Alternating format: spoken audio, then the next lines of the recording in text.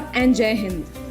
On behalf of Professor Dr. Shakti Kumar Gupta, Executive Director and CEO, faculty, staff, and students of AIIMS Jammu, I, Dr. Shruti Sharma, Additional Professor, Department of Anesthesiology, extend a very warm welcome to our esteemed Chief Guest, Janab Omar Abdullah, Honorable Chief Minister of the Union Territory of Jammu and Kashmir.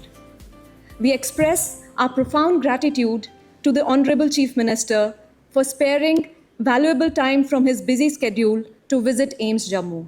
Sir, your presence inspires and further motivates us in our commitment to serve humanity with dedication and purpose. I also take this opportunity to welcome our guests of honor, Mr. Nasir Aslam Wani, Advisor to Honorable Chief Minister, Shri Ramesh Kumar IAS, Divisional Commissioner Jammu, and Professor B.S. Sahai, Director, Indian Institute of Management, Jammu. As a mark of respect and gratitude, we now extend a formal welcome to our honored guests. May I now request Dr. Ishani Gupta, Assistant Professor, Department of Pathology, to kindly felicitate Honorable Chief Minister Janab Omar Abdullah. We now proceed for the formal release of manual on contingency plan to manage mass casualties. It is my privilege to invite on stage our chief guest, Janab Omar Abdullah, Honorable Chief Minister of Union Territory of Jammu and Kashmir, and our distinguished guests of honor for the release ceremony. I also request Dr. Zabir Ahmed, Director AIIMS Jammu, and MS Sir to kindly join us for the release ceremony.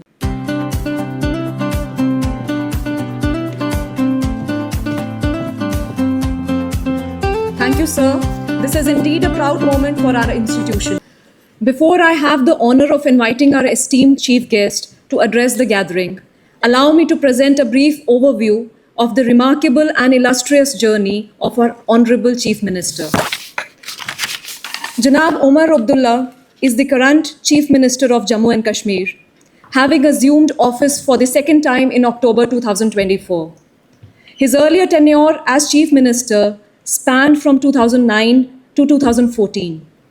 He entered politics in 1998, becoming the youngest member of the Lok Sabha, a distinction he held across 3 successive elections.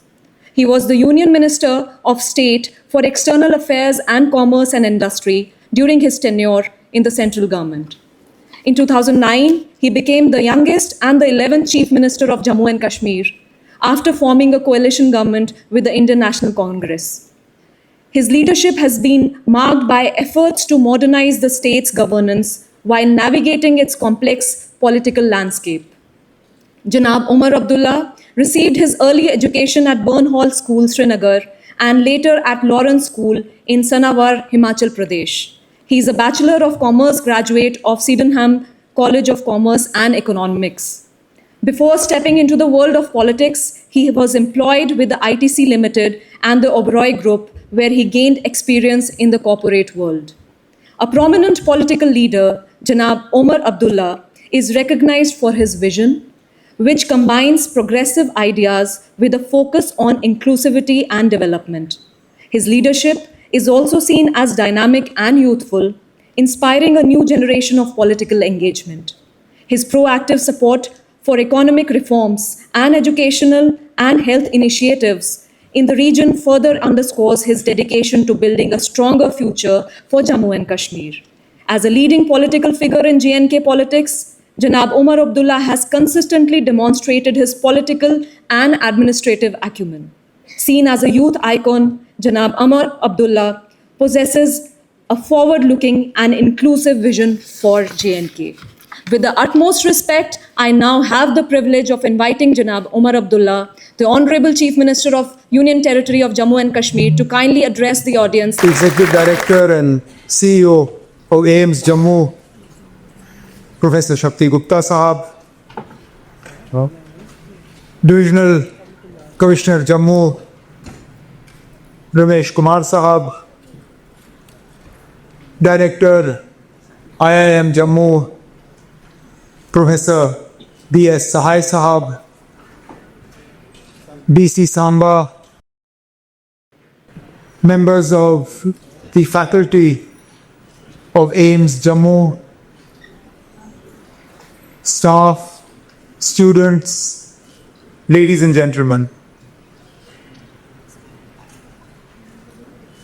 I now have the challenge of speaking a little longer than the introduction that brought me to this podium.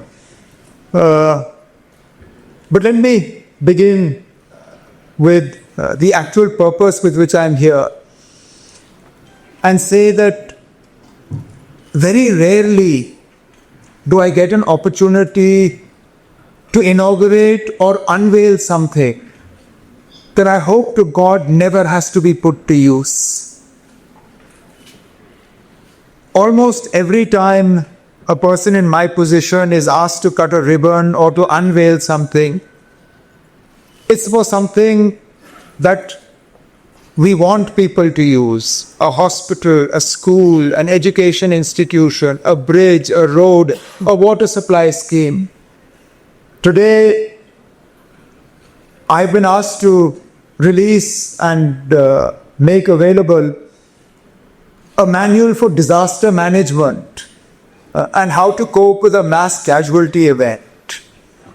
And therefore, I truly hope that the document I have released never has to be pulled out of a drawer and never has to be read and never has to be implemented. And I'm reasonably hopeful that this will be one of those rare occasions in my tenure as Chief Minister where I hope you never have to look at what I've had to release today. But be that as it may, my mother always taught me it's better to have and not need than to need and not have. So I'd much rather we have this disaster manual and never have to use it, rather than the opposite of that, wherein we need to refer to a disaster manual and we don't have it available to us. Preparation is everything, and I don't need to tell most of you sitting in this room, you're either already doctors and experts in your field, or you're from what I can see you wearing in this fabulous auditorium, you're well on your way to getting there. Today has truly, as Nasir rightly said, today has been an eye-opener. Very many times I passed by this campus on my way to or from Kathua and places like that, and I've seen the evolution. I've seen it from an empty, barren piece of land to what we see now. And I'm struck by two things. If you find the right place and you find the right person to implement what you want, nothing is impossible.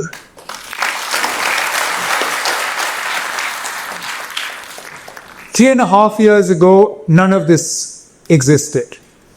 It was a vision of the Prime Minister and his team to spread AIIMS-like institutions across the country. Two things worked to get us here.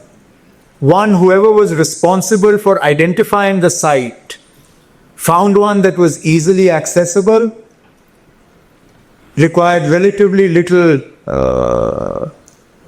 pre-construction work to be done, but perhaps more importantly, then found a person in the form of Professor Shakti Gupta, who would read these efforts and made no mistake. I know it's a team effort. It always is. It would have been impossible for Professor Gupta Sahab to have done this all on his own. But even every team needs a captain. Every team needs somebody to direct it. Every team needs somebody to guide it. When we send the Indian cricket team to play matches, we don't give the power of decision to all 11 players that are going to be on the field. We give the power of decision to one, and it is for them to rally that team behind them. And similarly here, Professor Gupta, without his team, would definitely not have been able to achieve what he's been able to. But I dare say even the team, without the leadership that was given by Professor Gupta, may not have achieved as much as they have been able to do in the short time available. And I'll draw an unfortunate, in some ways even a tragic correlation. Jammu and Kashmir has two AIIMS. We have an AIIMS in Jammu and we have an AIIMS in the valley. You only have to look at the progress of one versus the progress of the other to realize that what I'm saying is not in isolation. Both AIIMS, if I'm not mistaken, were born of the same government order. Both AIIMS came into existence on paper at roughly the same time. Today, one AIIMS is in a position to impart both healthcare and education. The other one is still a construction site that is, I am sort of being optimistic in saying that perhaps at least a year or so away from being able to perform either of these two duties. Coupled with the fact that what I've seen today in terms of not just the systems that have been put into place, but the equipment that is available, the human resource that has been put together here. It is truly, there are no other words for it. It's truly world class. This is what we wanted. This is what we needed. Otherwise, our patients, for want of these sort of facilities, necessarily had to look beyond Jammu and Kashmir. They had to look at PGI Chandigarh, they had to look at AIIMS Delhi, they had to look at the Rajiv Gandhi Cancer Institute, they had to look at the Tata Memorial Cancer Institute, and so on and so forth. Today, we finally see health infrastructure in this part of Jammu and Kashmir, which is not now sending patients out, but is actually bringing patients in. Patients from not just the immediate neighborhood, but from beyond that are now looking at AIIMS Jammu as the destination for their treatment. And once this expressway, the Delhi-Amritsar-Katra expressway is complete, I dare say the problem will become of deciding who is able to get treatment here and who isn't. The vision that has been outlined in terms of the expansion, not just in bed capacity, but in terms of the specialities that are going to be brought in, the equipment that is going to come, the novel way in which it has been brought, expensive equipment that AIIMS Jammu has not had to spend important and sort of short supply capital on, the sort of models that have been adopted here of private-public partnership, wherein the equipment belongs to somebody else, but the benefit flows to the institution. Similarly, I was not only amazed, but I was also very encouraged by some of the outsourcing that has been done here.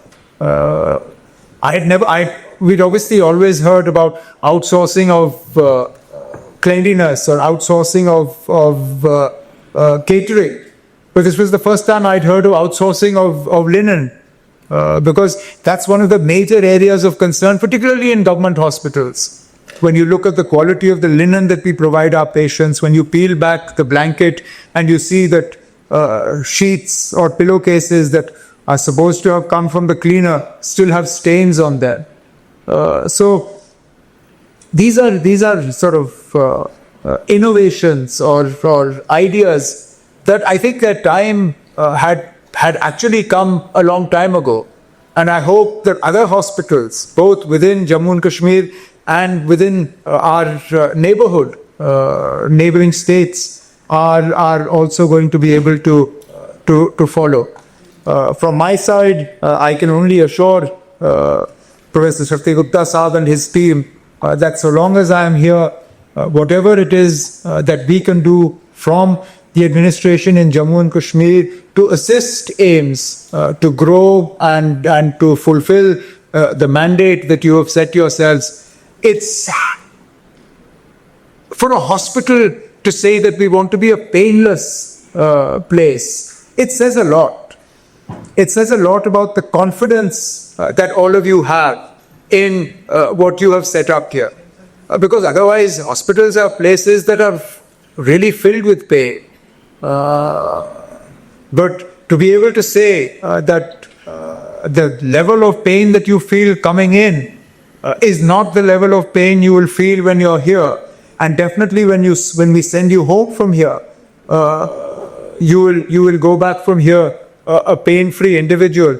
Again, says a lot about all of you and the confidence that you have in the institution that you're a part of. So to those of you who are part of the faculty from various parts of the country, thank you for being here and thank you for making this institution what it is. For those of you who are studying here, who will go on to become doctors, your life is not going to be easy.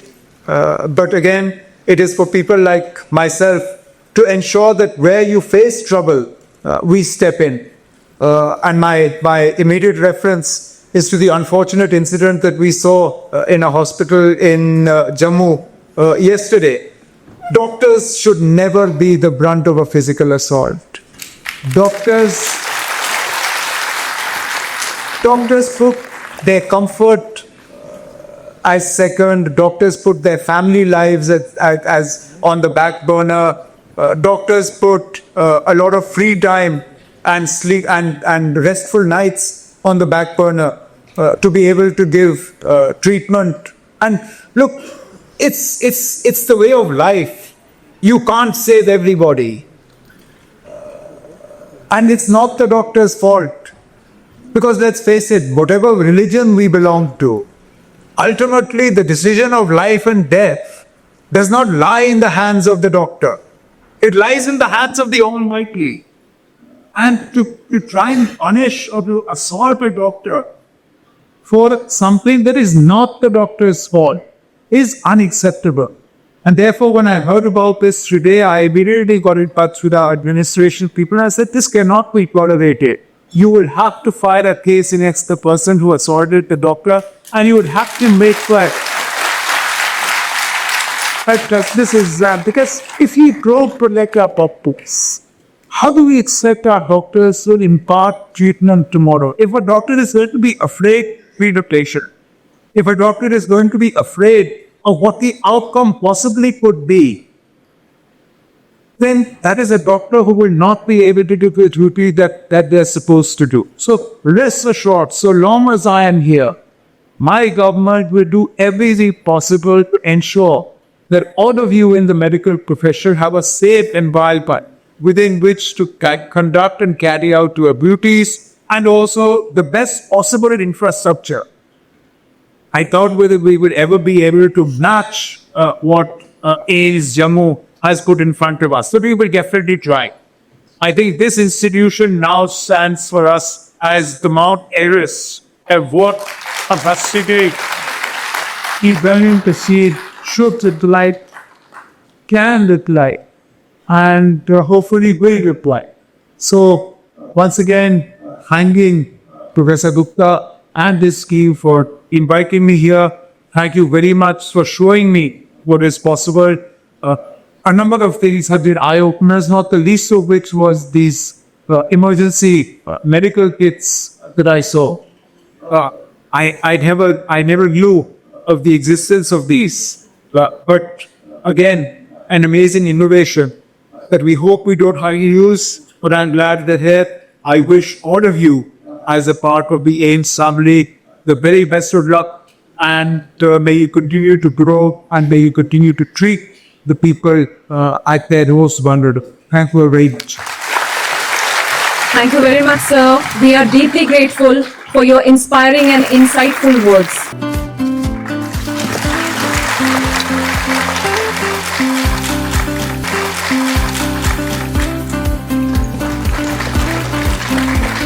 Thank you so much, sir. I would like, sir, to kindly present a token of gratitude to Shri Nasir Aslam Wani, sir, advisor to the Honorable Chief Minister, sir.